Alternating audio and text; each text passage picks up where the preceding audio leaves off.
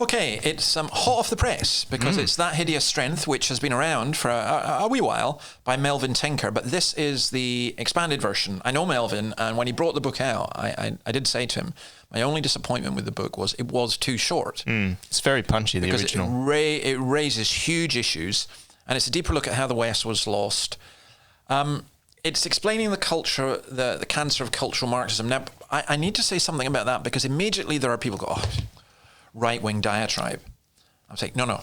You've really, really got to grasp.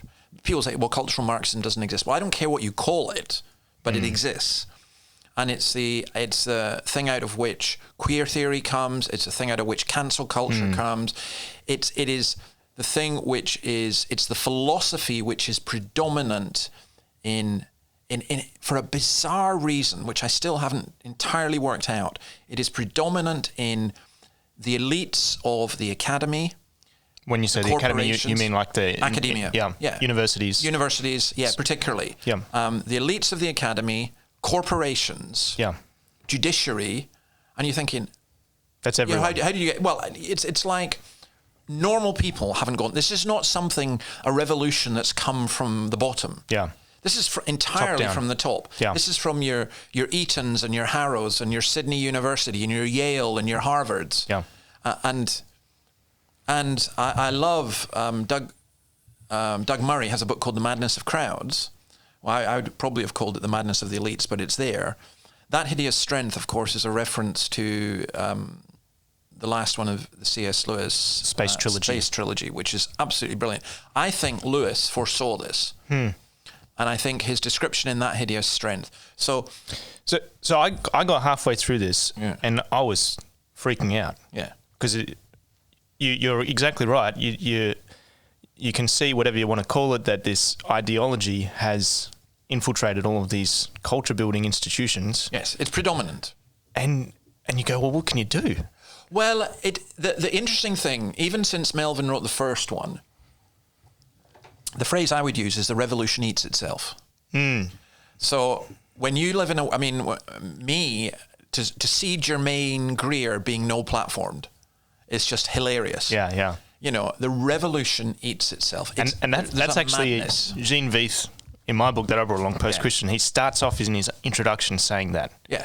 So J.K. Rowling, for example, things like that. So for me, That Hideous Strength, the genius of what Melvin has done is he's explained for ordinary people what's going on in the kind of the cultural elites. Now, there's a lot of pushback against this. So here in Australia, I think there was a pushback at the last election.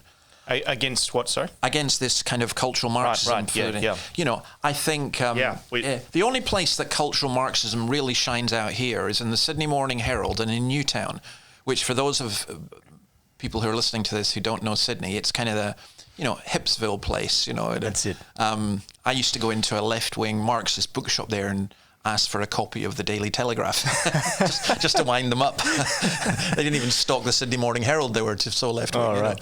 But it's if you go out west, if you go to most normal Australians, they just go, "This is loopy." That's right. Of course, it is loopy, But we need to understand where it's coming from, and that's why I think there's the beauty of this. I also think that what Melvin does as well, which is exactly right, he's taking The Hideous Strength from C.S. Lewis and the story of the Tower of Babel. And I have no doubt at all what we're building is a Tower of Babel, and it will implode.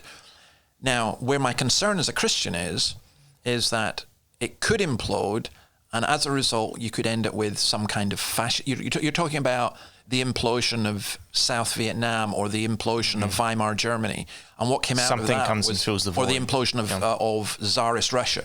So you get extreme left or extreme right, and there's virtually no difference in my view. You'll get these extreme political solutions. I think that is possible. Or I think, on the other hand, a Christian can look and say, this is Romans 1. Mm-hmm. God gave them over. So it's what I call Burger King philosophy, which is, Burger King used to have this advert, you can have your burger your way, you do it your way. Yeah.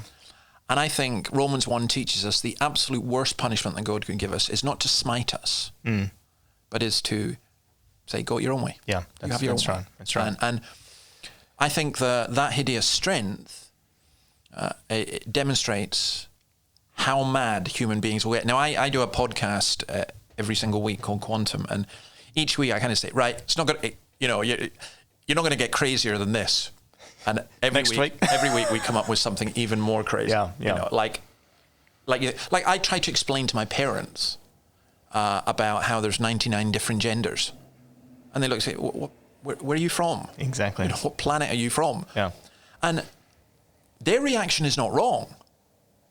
That's so C.S. Lewis in The Hideous Strength has the elites again, and it's interesting because he goes for the university and the scientists and so on, and he has the elites trying to deconstruct man, reconstruct man, but deconstruct, reconstruct. Yeah. I think that's what's happening now, and I think our elites know how to deconstruct, but they've got nothing to put in its place. They can knock down statues; they don't know what to replace it with. Yeah. Everything they've ever tried has failed. So Tinker is brilliant in pointing that out. There are certain dangers in this book, because I think that if you're a pastor and he does want pastors to read it, there's a danger you'll end up preaching it. Yes. And you shouldn't do that. Yeah. Preach the word. Yeah. But you've got to understand the context into which you're preaching the word. Yeah.